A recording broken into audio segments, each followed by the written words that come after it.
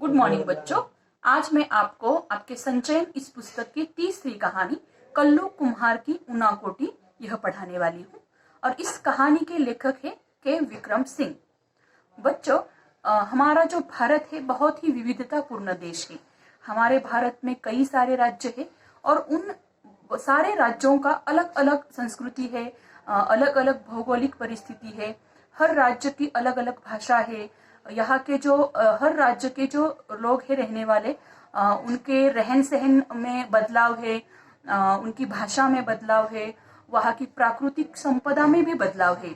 हम देखते हैं कि राजस्थान में रेगिस्तान है, तो उत्तर में अगर हम जम्मू कश्मीर या फिर हिमाचल प्रदेश वहां पर चले जाते हैं तो वहां पर हमें बर्फ ही बर्फ दिखाई देता है। वहां पर बहुत ही सुंदर हिमालय पर्वत है। तो भारत के पूर्वी जो राज्य है, आसाम है, त्रिपुरा है, वहां पर का भी सौंदर्य बहुत ही सुंदर है, क्योंकि वहां पर ऊंचे ऊंचे पहाड़ है, पेड़ है, नदियां है, पानी है। तो ऐसा सुंदर सा हमारा भारत देश है। तो आज हम ऐसे ही भारत के एक राज्य त्रिपुरा, इसकी जानकारी इस कहानी के माध्यम से देखने वाले हैं। और इस कहानी के लेखक है के विक्रम सिंह। मैं उनकी जानकारी आपको देती हूँ। पहले के विक्रम सिंह, इनका जन्म 1948 में हुआ था और इनकी मृत्यु 2013 में हुई थी। यह एक साधारण किसान परिवार से आए हुए हैं। अध्यापन कार्य से प्रारंभ कर सरकारी नौकरी में विभिन्न महकमों में उच्च पदों पर कार्यरत रहे। महकमों में मतलब विभिन्न विभागों में ये ऊंचे पदों पर काम करते थे।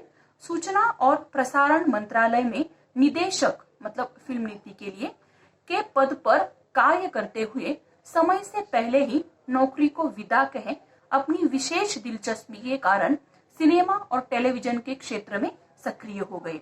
मतलब इन्होंने सिनेमा और टेलीविजन मतलब टीवी के क्षेत्र में भी काम किया है।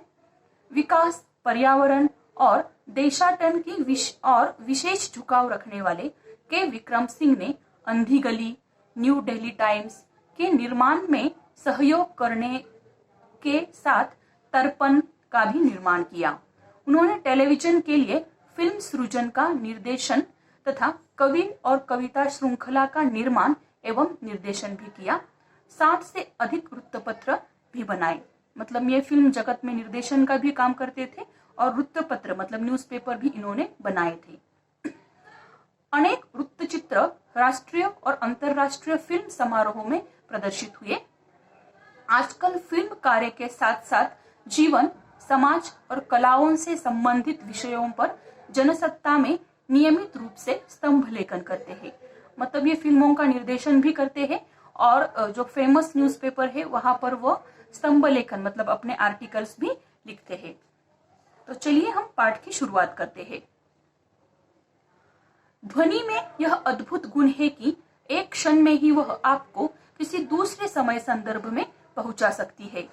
मैं उनमें से नहीं हूं जो सुबह 4 बजे उठते हैं, 5 बजे तक तैयार हो लेते हैं और फिर लोधी गार्डन पहुंचकर मकबरों और मेम साहबों की सोहबत में लंबी सैर पर निकल जाते हैं।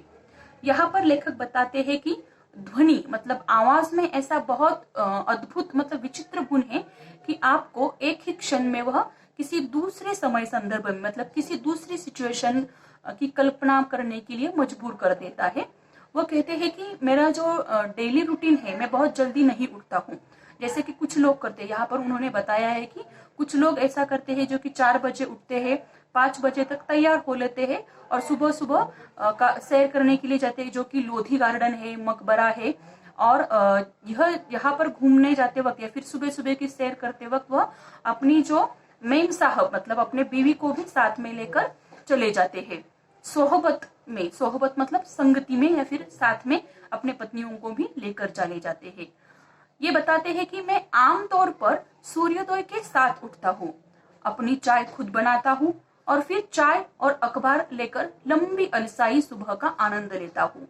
ये कहते हैं कि मैं सुबह थोड़ा सा सूर्योदय के साथ उठता हूँ, मैं जल्दी बहुत सूर्योदय से पहले नहीं उठता हूँ और सूर्योदय के साथ उठने के बाद मैं खुद की चाय खुद बनाता हूँ और फिर अखबार लेकर चाय पीने के लिए बैठ जाता हूँ। कहाँ पर?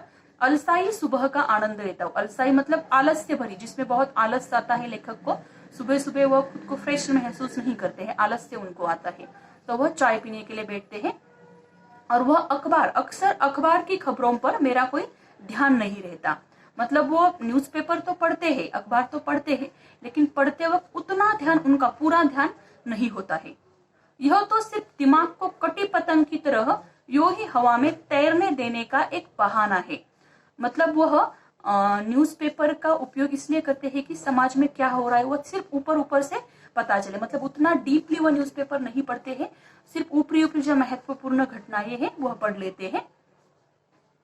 दरअसल इसे कटी पतंग योग भी कहा जा सकता है। इसे मैं अपने लिए काफी ऊर्जादायी पाता हूँ और मेरा दृढ़ विश्वास है कि संभवतः इससे मुझे एक और दिन के लिए दुनिया का सामना करने में मदद मिलती है।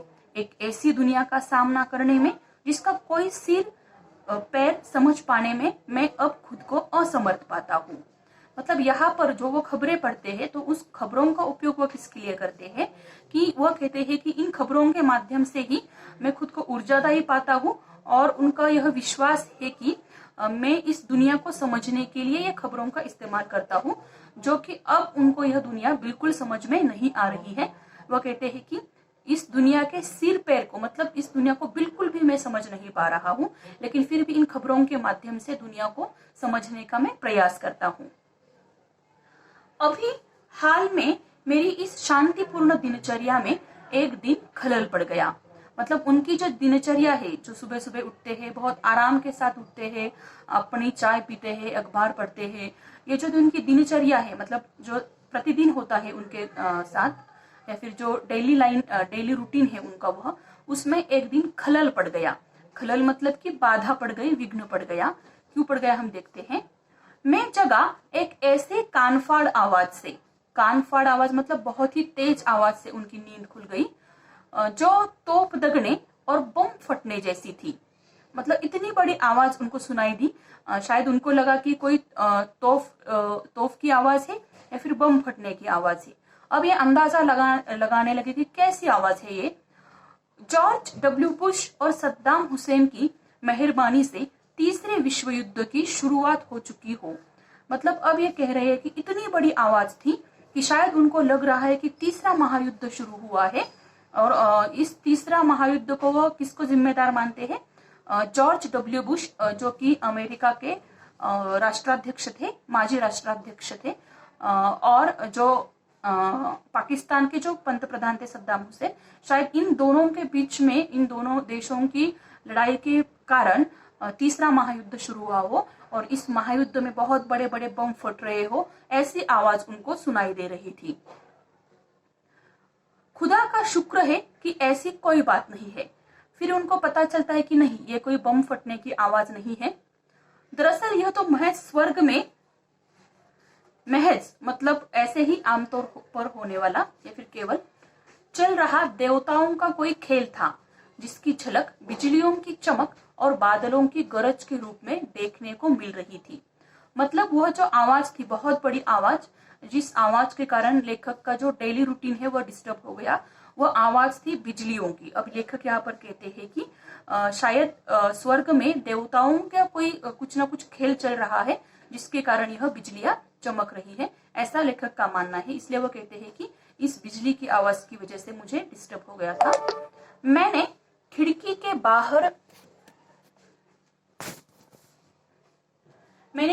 के बाहर झांका। आकाश बादलों से भरा था, जो सेनापतियों द्वारा त्याग दिए गए सैनिकों की तरह आतंक में एक दूसरे से टकरा रहे थे। फिर लेखक ने अपने खिड़की से बाहर झांककर देखा कि क्या हो रहा है। तो ऐसे उनको प्रतीत हो रहा था, ऐसे उनको लग रहा था कि यह जो आवाज है बिजलियों का, वो किस तरह से थी। जो सेनापति होते हैं, सेनापति मतलब जो सेना का लीडर होता है, सेनापतियों द्वारा त्याग दिए गए मतलब छोड़ दिए गए सैनिकों की तरह, मतलब जब कोई सेनापति अपनी सेना को छोड़ देता है तो वह सैनिकों की तरह आतंक में, आतंक मतलब भय में, एक दूसरे से टकरा रहे थे। मतलब किसी के लड़ने की तरह उनको यह आवाज महसूस हो रहा था, प्रतीत हो रहा था। विक्षिप्त मतलब पागल की तरह आकाश को भेद देने वाली तड़ित मतलब बिजली के अलावा जाड़े की अलस सुबह का ठंडा भूरा आकाश भी था।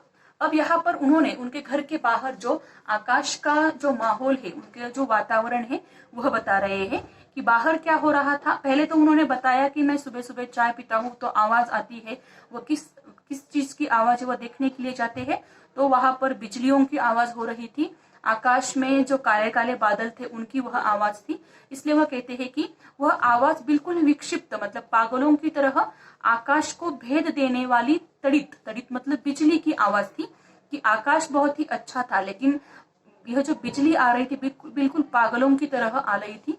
और जाड़े मतलब जो ठंड की सुबह होती है उसको जाड़े की सुबह कहते हैं, या फिर ठंड, बहुत ठंड की अलस सुबह मतलब बिल्कुल सुबह, मतलब सुबह सुबह, एकदम सुबह सुबह का ठंडा भूरा आकाश भी था, मतलब आकाश में थोड़ा सा भूरा भूरा सफेद भी था, जो प्रकृति के तांडव को एक पृष्ठभूमि मुहैया करा रहा था। प्रकृति का यह जो तांडव नृत्य चल रहा था, तांडव मतलब जो बहुत ही आवाजें हो रही थी बिजली की, बादलों की, यह जो तांडव नृत्य हो रहा था उसको पृष्ठभूमि मतलब पीछे का नजारा, मुहैया मतलब उपलब्ध करा रहा था। मतलब यह जो सफेद जो था, भूरा आकाश जो था, वह आकाश शायद उनको पृष्ठभूमि मतलब बैकग्राउंड, पीछे का बैकग्राउंड लग रहा था।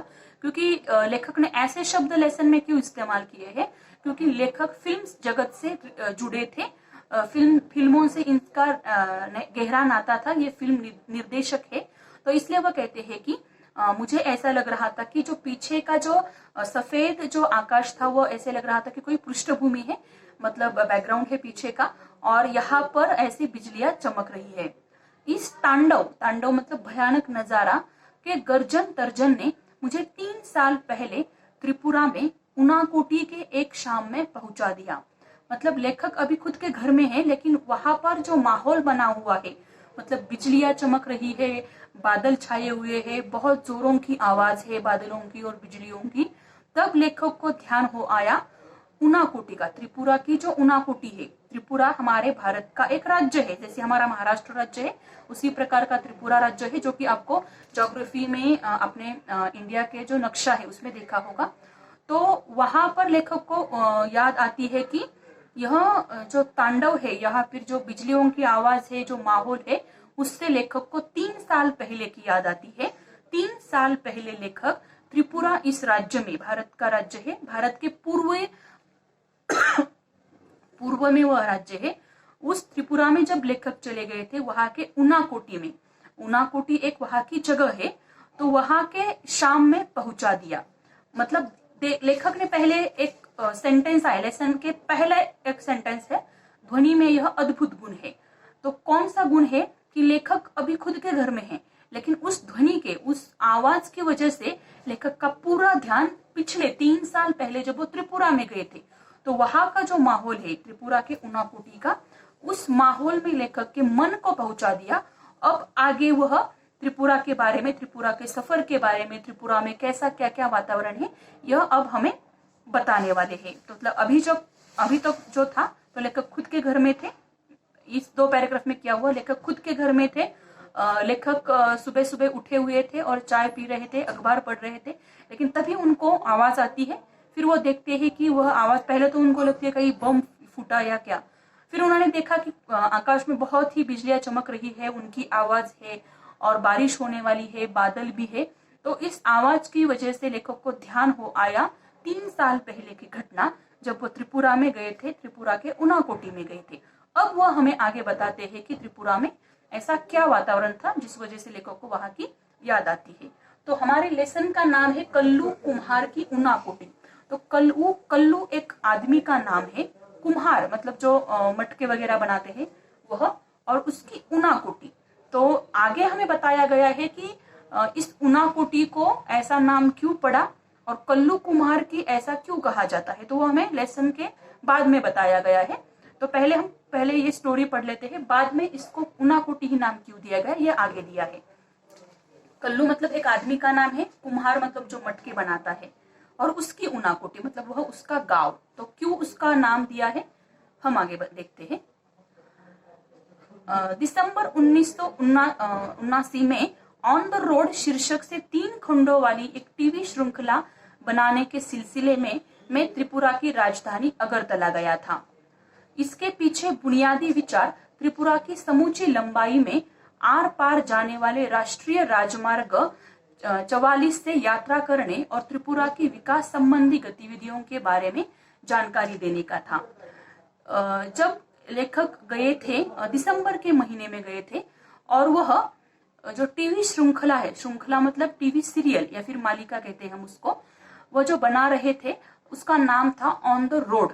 शायद किसी ने सुना होगा इसके बारे में। तो यह जो टीवी की श्रृंखला या फिर सीरियल बना रहे थे ऑन द रोड, तो वह 3 खंडों वाली, मतलब 3 भागों वाली थी। तो वह बनाने के लिए इस सिलसिले में, मतलब वहां की शूटिंग या फिर वहां का वातावरण माहौल देखने के लिए, मतलब जब भी कोई डायरेक्टर फिल्म शूट के लिए जाता है या फिर सीरियल की शूटिंग के लिए जाते हैं, तो पहले जहां उनको शूट करना होता है पहले वो पूरा देख लेते हैं।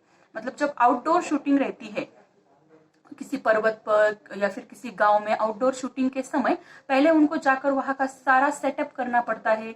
वहां मतलब अगर नदी के किनारे शूटिंग करनी है तो वहां का वातावरण कैसा है, कहाँ कैमरा रख दिया जाएगा, कौन कहाँ पर बैठकर या फिर खड़े होकर गानों का शूटिंग कैसे होगा, पहले सारी स्टडी की जाती है। तो ठीक उसी तरह से लेखक जो है वह भी वहां गए थे और वहां पर वह त्रिपुरा की राजधानी अगरतला, जो त्रिपुरा की राजधानी है, वहां गए थे। इसके पीछे बुनियादी विचार, बुनियादी मतलब मुख्य विचार, त्रिपुरा की समूची लंबाई में आर पार जाने वाले जो राजमार्ग है उससे यात्रा करने और त्रिपुरा की विकास संबंधी गतिविधियों के बारे में जानकारी देने का था।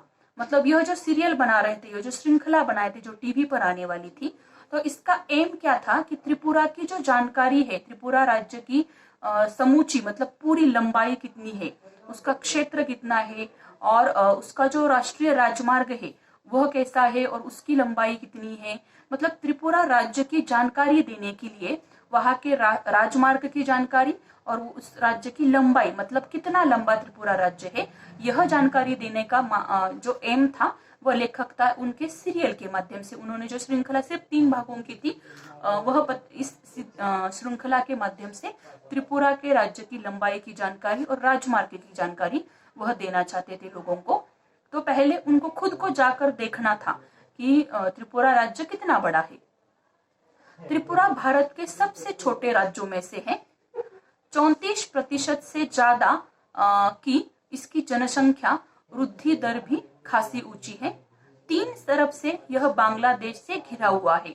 मतलब यहाँ पर त्रिपुरा राज्य की खासियत बताई है, ये सबसे छोटा राज्य है, सबसे छोटा राज्यों में से यह एक है और 34% से ज्यादा इसकी जनसंख्या वृद्धि, जनसंख्या मतलब जो लोगों की संख्या है, वृद्धि मतलब बढ़ोतरी, वह खासी ऊंची है। 3 तरफ से मतलब इसकी जो बाउंड्रीज है तीनों तरफ से बांग्लादेश से घिरा हुआ है और शेष भारत के साथ इसका दुर्गम जुड़ाव उत्तर पूर्वी सीमा से सटे मिजोरम और आसाम के द्वारा बनता है। मतलब उसकी जो बाउंड्री है वह तीनों तरफ से बांग्लादेश से मिलती है और दोनों तरफ से हमारे भारत के ही जो राज्य है, एक तो है मिजोरम और आसाम, इन 2 राज्यों की बाउंड्री इस त्रिपुरा राज्य से मिली हुई है। मतलब दोनों तरफ हमारे ही राज्य है मिजोरम और आसाम और तीनों तरफ से बांग्लादेश जो कि दूसरा देश है उससे यह जुड़ा हुआ है, इससे उसकी बाउंड्री है अटैच।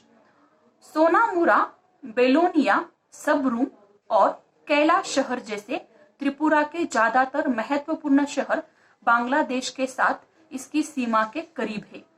और यहाँ के जो बड़े बड़े शहर है इस राज्य के, सोनामुरा, बलोनिया, सबरूम और कैलाश शहर, ये जो प्रसिद्ध शहर है यहाँ के या फिर बड़े शहर है, ये त्रिपुरा के ज्यादातर महत्वपूर्ण शहर है। आर्थिक दृष्टि से भी ये शहर महत्वपूर्ण है त्रिपुरा के लिए और यह बांग्लादेश के सीमा के करीब है, बांग्लादेश के बहुत ही नजदीक है ये।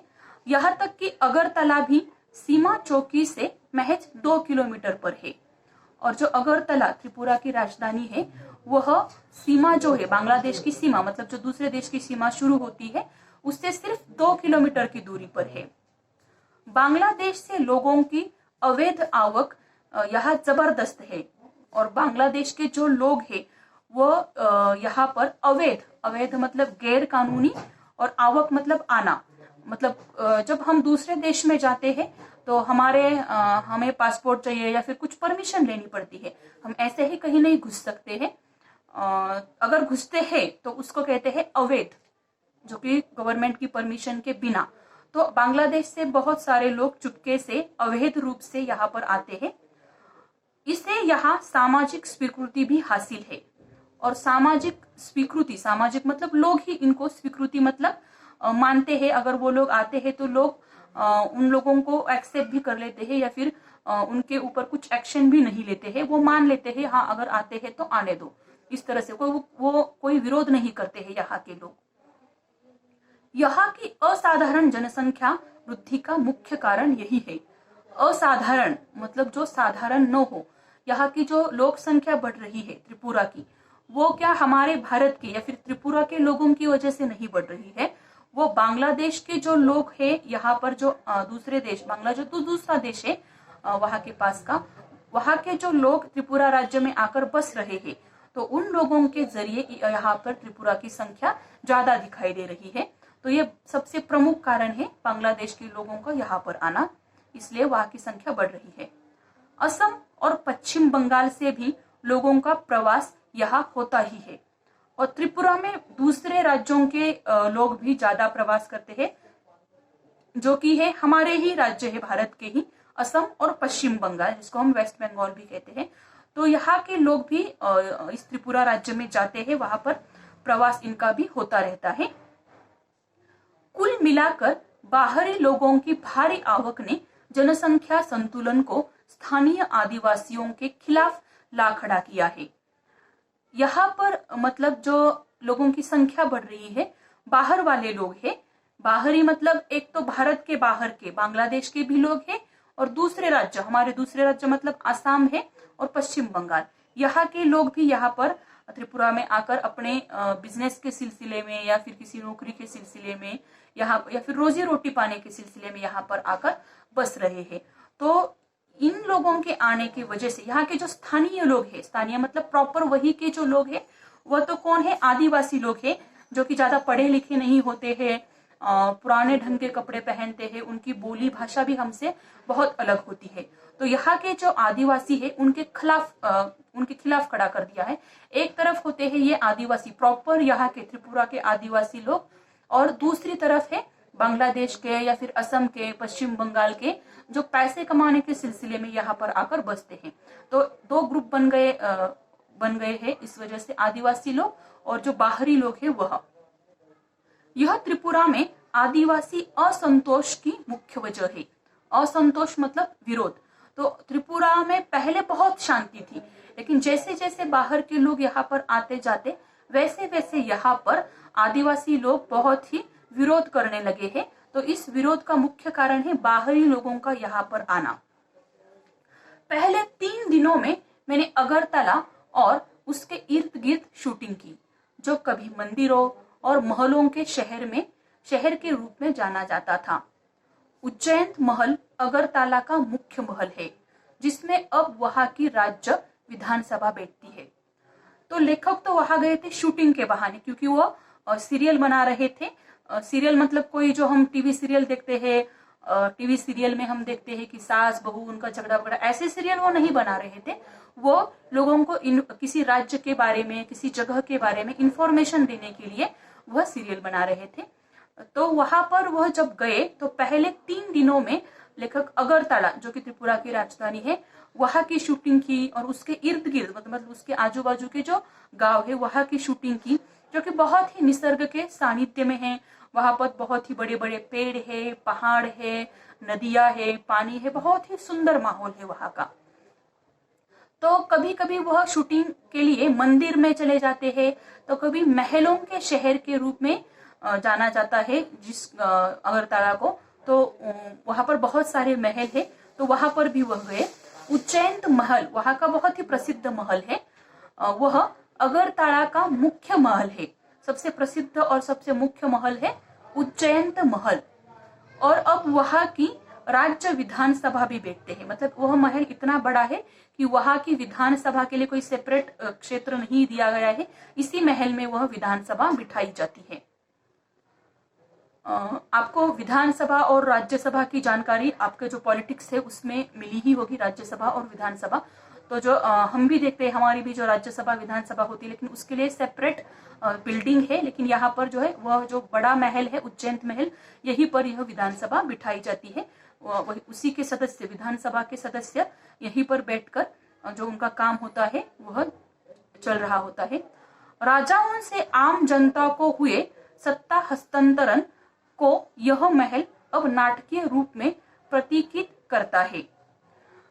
यह जो महल है वह राजाओं से प्राप्त हुआ है, क्योंकि पहले जमाने में ये राजाओं का हुआ करता था। तो राजाओं से आम जनता को हुए सत्ता हस्तांतरण, सत्ता मतलब शासन यहाँ अर्थ लेना है हमें, हस्तांतरण मतलब एक व्यक्ति के हाथ से और दूसरे व्यक्ति के हाथ में जाना।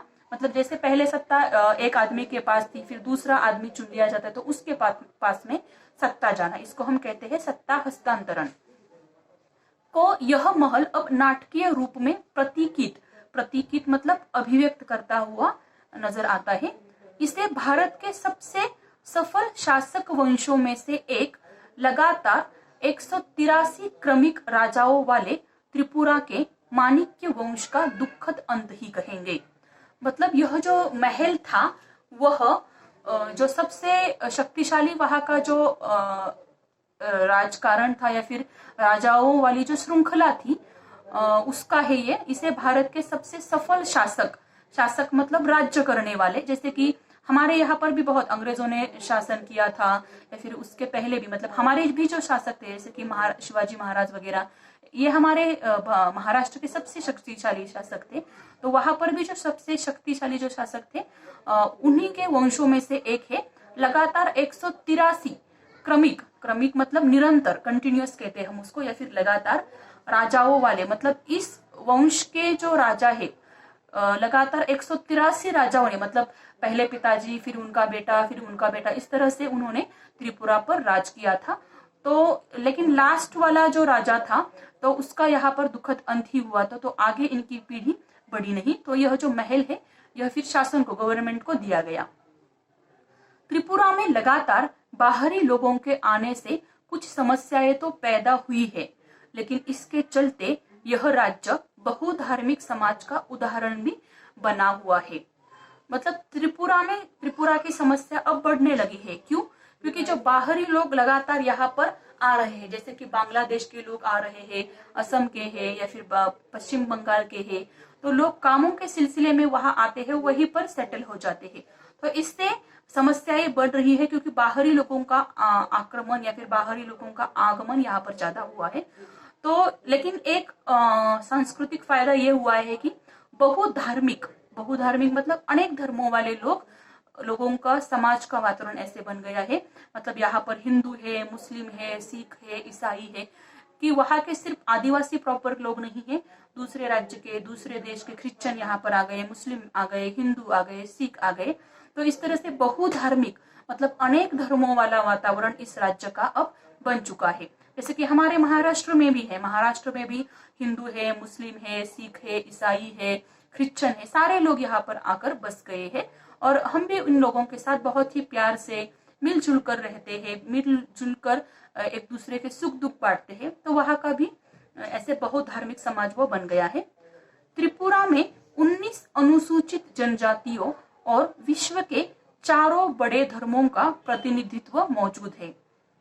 त्रिपुरा जो राज्य है वहां पर 19 अनुसूचित जनजाति, जो कि निचले जाति के जो लोग हैं वह, और विश्व के 4 बड़े धर्म जैसे कि हिंदू, मुस्लिम, सिख, ईसाई, क्रिश्चियन, जो ऐसे बड़े बड़े धर्म हैं, तो ऐसे 4 बड़े धर्मों का प्रतिनिधित्व मतलब प्रमुख रूप से मौजूद यहाँ पर 19 अनुसूचित जनजाति है।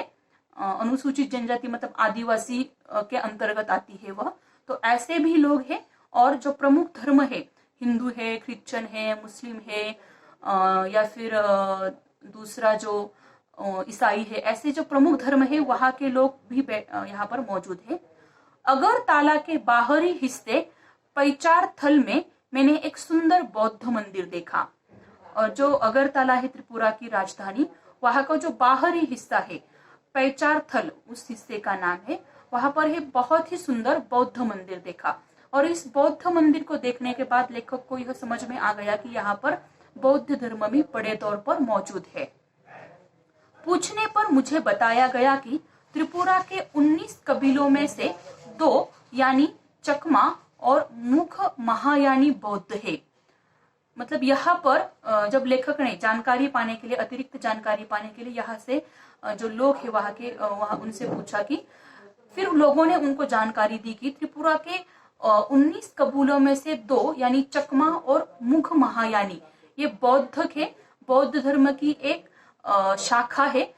जैसे कि हर धर्म की अलग अलग शाखाएं होती है, उस धर्म के अंदर जो अलग अलग जातियां होती है, तो यहाँ पर भी चकमा और मुघ महायानी ये बौद्ध धर्म की 2 शाखाएं हैं, तो ये यहाँ पर मौजूद है। ये कबीले त्रिपुरा में बर्मा या म्यांमार से चटकाव के रास्ते आए थे। और यह जो जनजाति के जो लोग हैं, बौद्ध धर्म के जो 2 प्रमुख जाति है चकमा और मुघ महायानी, वह म्यांमार से, म्यांमार आपको पता ही होगा, म्यांमार से चटकाव के रास्ते आए थे। मतलब म्यांमार से वह आए थे और चटकाव इस मार्ग से आकर, दरअसल इस मंदिर की मुख्य बुद्ध प्रतिमा भी 1930 के दशक में रंगून से लाई गई थी।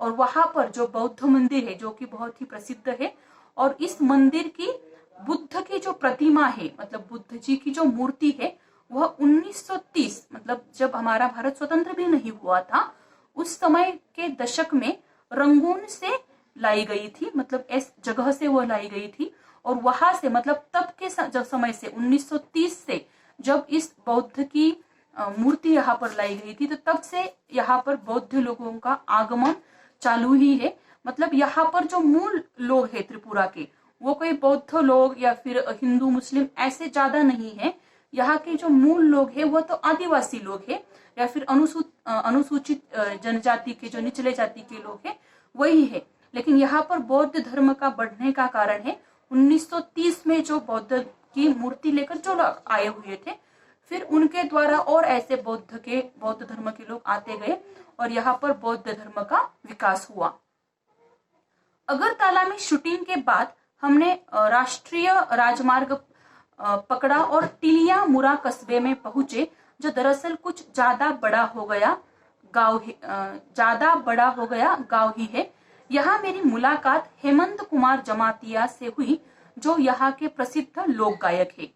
मतलब लेखक को सिर्फ यहाँ पर एक जगह पर ही नहीं रुकना था, अलग अलग जगह घूमकर वहाँ की जानकारी देनी थी लोगों को। तो अगरतला में पहले उन्होंने शूटिंग की अपनी, और इसके बाद वह राष्ट्रीय राजमार्ग पर चले गए और वहां पर टिलियामुरा कस्बा मतलब एक छोटा सा गांव अगरतला के बाजू में था, वहां पर वो गए। तो वहां पर दरअसल कुछ ज्यादा बड़ा हो गया गांव ही है। मतलब यह जो टिलियामुरा है वह उतना बड़ा तो शहर नहीं है, लेकिन जो गांव होते हैं गांवों में से थोड़ा सा बड़ा गांव है। तो यहाँ पर उनकी मुलाकात हुई। एक प्रसिद्ध लोक गायक है यहाँ के। लोक गायक मतलब लोकगीतों को गाने वाले। लोकगीत जो कि आपको पता है, आपको 6th स्टैंडर्ड में लोकगीत नाम का एक पाठ था, उस माध्यम से हमने आपको समझाया है कि लोकगीत क्या होता है। मैं फिर से बता देती हूँ। लोकगीत मतलब किसी क्षेत्र में या फिर किसी इलाके में गाया जाने वाला या फिर वहां का, उस इलाके का प्रसिद्ध गीत। जैसे कि हमारे महाराष्ट्र के लोकगीत है, पोवाड़ा है या फिर लावनी है। तो उसी प्रकार से हर एक राज्य के अलग अलग लोकगीत होते हैं। पंजाब का लोकगीत भांगड़ा है, या फिर गुजरात का जो लोकगीत हम नवरात्रि में गाते हैं वह होते हैं, दांडिया के गीत होते हैं। तो उसी प्रकार से हर एक राज्य के अलग अलग लोकगीत होते हैं। तो यहाँ के जो लोकगीत है वह गाने वाले जो प्रसिद्ध गायक है कुमार जमातिया, तो उनके साथ लेखक ने वार्तालाप की, बातचीत की और त्रिपुरा के बारे में अधिक से अधिक जानकारी प्राप्त करने की कोशिश भी की। और जो 1996 में संगीत नाटक अकादमी द्वारा पुरस्कृत भी हो चुके हैं। मतलब उनको एक संगीत नाटक अकादमी मतलब एकेडमी में अकेडमी के माध्यम से उनको पुरस्कृत किया गया है, मतलब उनको पुरस्कार भी दिया गया है। मतलब यह गायक बहुत ही वहां उस इलाके के जाने माने और प्रसिद्ध गायक है। हेमंत कोकबारिक बोली में गाते हैं और गाते हैं जो त्रिपुरा की कबीलाई बोलियों में से एक है। और यह जो हेमंत कुमार जमातिया है वहां के लोक गायक, वह कोकबारिक बोली में, जैसे हमारे महाराष्ट्र की अलग अलग बोलियां होती है वैसे दूसरे राज्य की भी अलग अलग बोलियां होती है। मराठी है या फिर कोंकणी बोली है, उस प्रकार से उनकी भी बोलियां हैं। तो इस बोली का नाम है कोकबारिक बोली में वह गाते हैं। जो त्रिपुरा की कबीलाई, कबीलाई मतलब कबीले से संबंधित बोलियां है। कबीली मतलब जो जमात है, वहां की जो जन जमात है या फिर जमात कह सकते हैं उसको, उससे संबंधित वह बोलियां है। जैसे हमारे कोकण क्षेत्र है, तो कोकण की जो कोंकणी बोली होती है, कोकणी लोगों की कोकणी बोली ऐसा हम कहते हैं। तो यहाँ पर भी जो कबीलाई जमात है उसकी यह जो बोली है, उसके वो प्रसिद्ध गायक है, उस बोली के माध्यम से वह गाते हैं। जवानी के दिनों में वे पीपुल्स लिबरेशन ऑर्गेनाइजेशन के कार्यकर्ता थे। मतलब यह एक तरह का दल है या फिर समूह है, इसके वह कार्यकर्ता मतलब सदस्य भी रहे हैं। लेकिन जब उनसे मेरी मुलाकात हुई तब वे हथियार बंद संघर्ष का रास्ता छोड़ चुके थे और चुनाव लड़ने के बाद जिला परिषद के सदस्य बन गए थे। मतलब जब पहले वो थे इस एक तरह के ग्रुप के, जो पीपल्स लिबरेशन ऑर्गेनाइजेशन एक तरह का वो समूह है या फिर ग्रुप है, इसके वो कार्यकर्ता थे। लेकिन जब लेखक ने इनके साथ मुलाकात की, वार्तालाप की, तब वह हथियार बंद संघर्ष का रास्ता छोड़ चुके थे। हथियार बंद मतलब कि क्या, बिना हथियार उठाए, मतलब अहिंसा के मार्ग पर, जैसे हमारे गांधी जी करते थे। उन्होंने हथियार नहीं उठाया था और लेकिन फिर भी वो अंग्रेजों के साथ लड़ रहे थे। तो ये भी उसी में से एक थे। हथियार बंद मतलब हथियार न लेकर सामने वालों के साथ लड़ना या फिर उनको हराकर हम खुद को न्याय दिलाना, इस मार्ग के मतलब शांतिपूर्ण मार्ग के थे वो पहले। लेकिन उन्होंने वो मार्ग अब छोड़ दिया है और वह चुनाव लड़ने के बाद, मतलब वो पॉलिटिक्स में, राजकारण में वह आ गए हैं और उन्होंने चुनाव भी लड़ लिया है और वो जीते भी है और जिला परिषद के सदस्य बन गए हैं। जिला परिषद मतलब हम जिसको झेडपी कहते हैं, झेडपी के वो सदस्य बन चुके थे।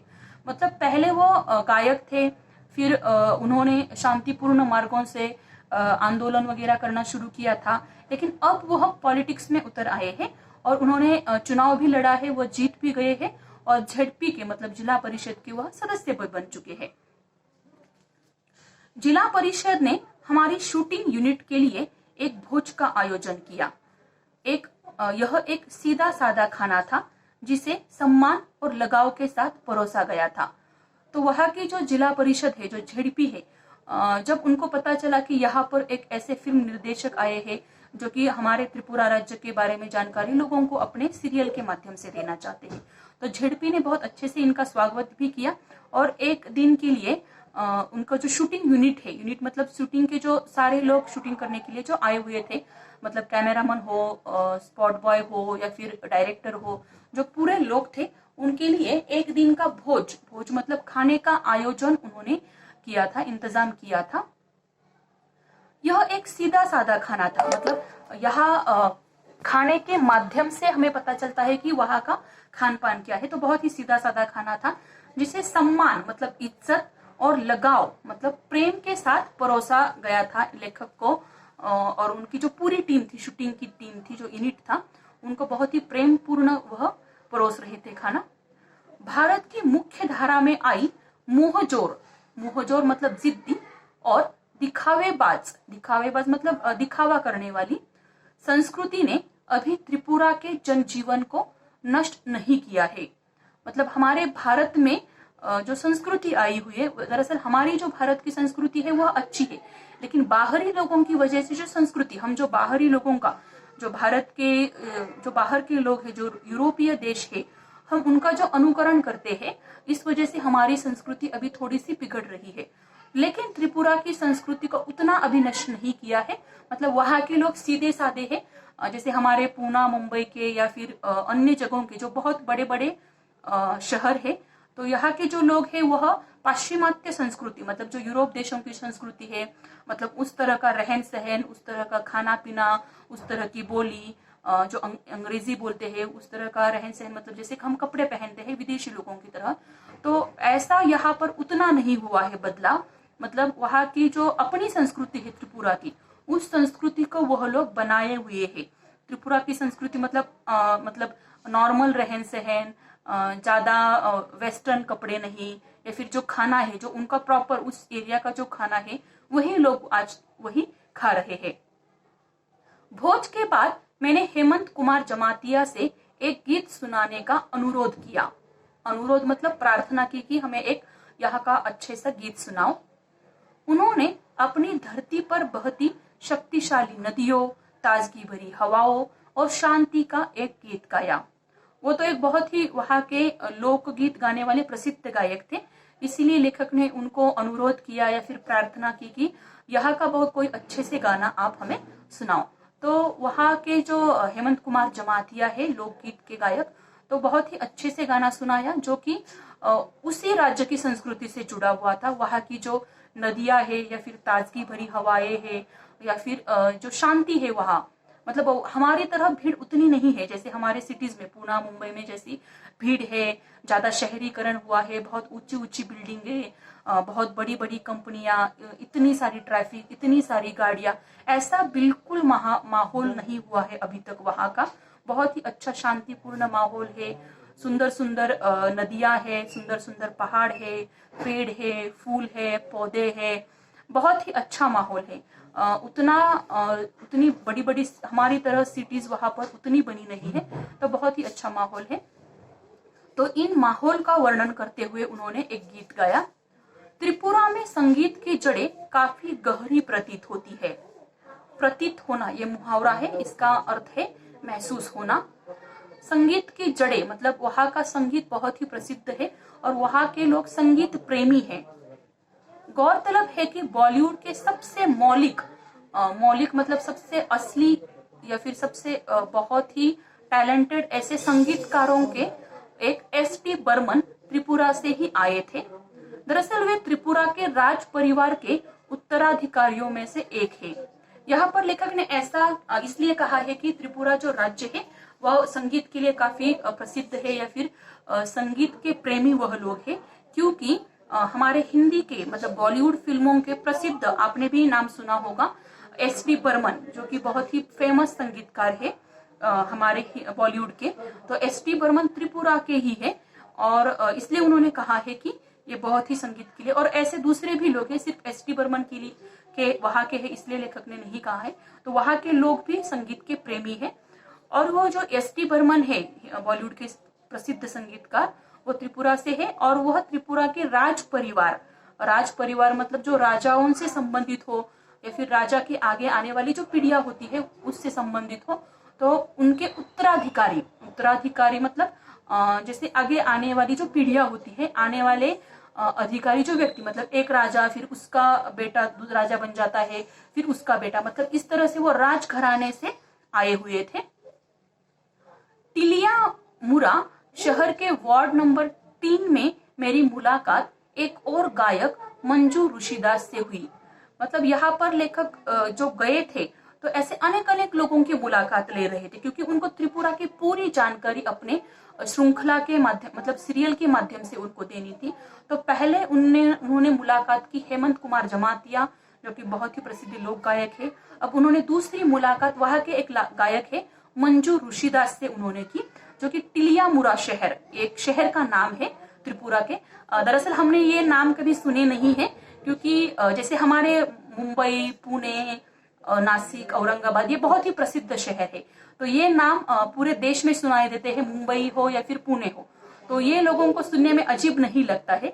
लेकिन हमें ये जो टिलियामुरा है या फिर जो नाम है वो हमें अजीब लग रहे हैं या फिर आपको अजीब लग सकते हैं, क्योंकि हम ये पहली बार सुन रहे हैं, क्योंकि वो उतने प्रसिद्ध शहर नहीं है जैसे हमारा पूना प्रसिद्ध है, उतना प्रसिद्ध वो नहीं है, इसलिए हमें वो अजीब लग रहा है। तो वो टिलियामुरा के जो गायक है मंजू ऋषिदास, उनके साथ भी उन्होंने वार्तालाप किया था।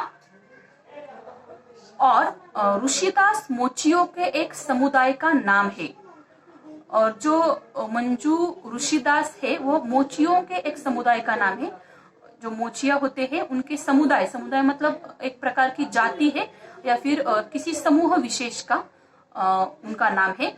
लेकिन जूते बनाने के अलावा इस समुदाय के कुछ लोगों की विशेषज्ञता थाप वाले वाद्यों जैसे तबला और ढोल के निर्माण और उनकी मरम्मत के काम में भी है।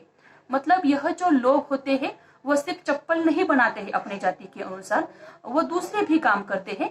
जैसे कि थाप, जैसे हम थाप मारते हैं, ऐसे जो वाद्य होते हैं जैसे तबला है या फिर ढोल है वह भी बनाते हैं यह लोग। और उनके मरम्मत मतलब अगर वो टूट जाता है तो फिर से उसको ठीक करना, इस तरह से वो काम भी करते हैं।